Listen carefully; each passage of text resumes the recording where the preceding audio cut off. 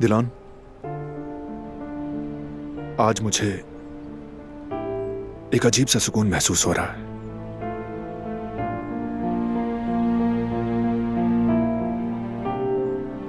हमारे बेबी की मौजूदगी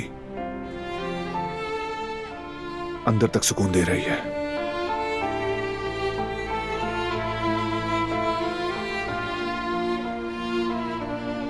बारान, क्या जेंडर जानना चाहती हो?